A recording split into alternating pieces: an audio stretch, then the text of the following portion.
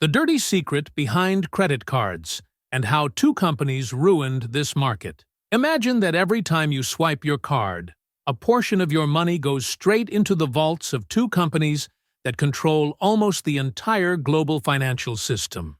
Two giants that silently decided how much you pay, how much the merchant earns, and even the price of your coffee. Sounds like a conspiracy theory?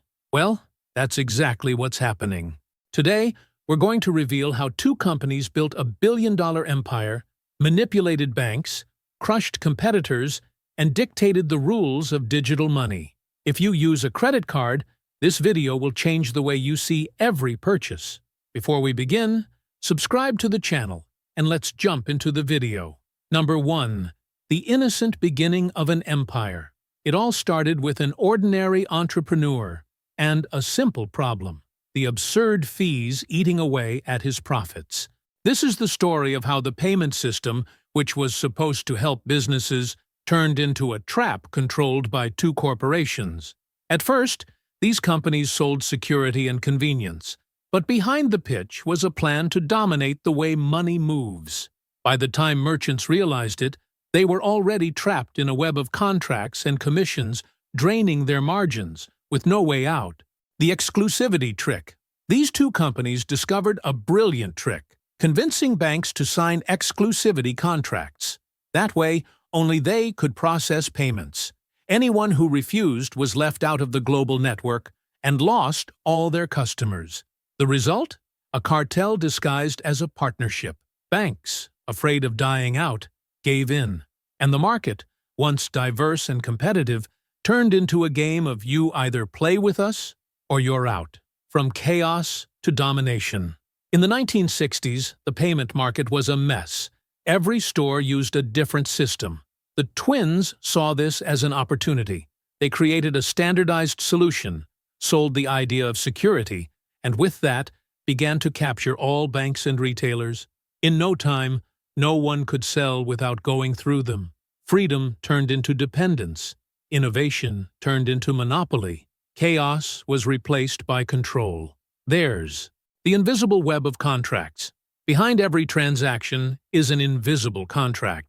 Merchants pay fees that may seem small, 2%, 3%, but multiplied by millions of sales, they become fortunes. And the worst part, those fees almost never go down. They're adjusted, disguised, pushed through with technical jargon and bureaucracy. In the end, small businesses pay dearly, while the card giants laugh at the top of the food chain. The sabotage of competitors. Whenever a new company tried to compete, something strange happened. Transactions failed, systems went down, customers complained. Technical problems, the twins would say, but the result was always the same. The new players lost credibility and disappeared. Coincidence? Hard to believe. The game was dirty, but effective.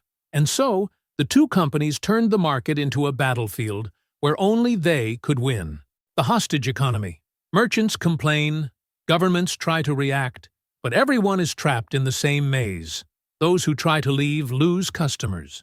Those who stay are exploited, and the consumer pays the price. Every product, every service, every coffee you buy carries an invisible tax charged by the card twins. They produce nothing. They just charge for existing. It's the perfect business model. Profit from others' dependence.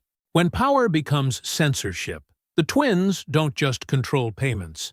They control behavior. They've already blocked companies, games, and services that didn't follow their rules. It's money being used as a tool for censorship. If you don't play by their rules, you can be disconnected from the entire financial system. Imagine waking up to find your business deactivated for not aligning with the interests of two corporations. Dystopia, reality.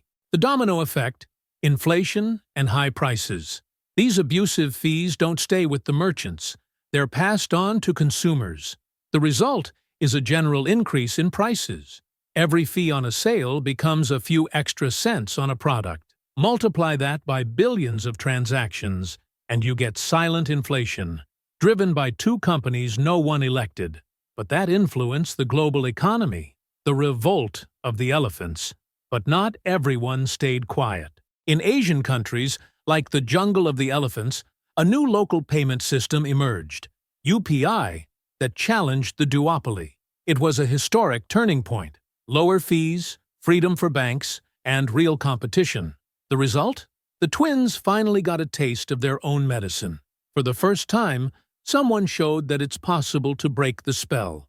All it takes is unity and courage. The awakening of consumers. Today, governments are starting to investigate, merchants are joining forces, and new technologies are emerging.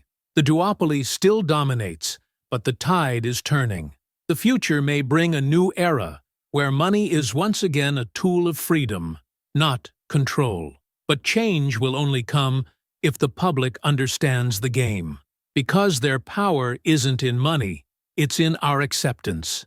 And the first step to breaking a system is seeing the chains. At the end of the day, the problem was never the fees.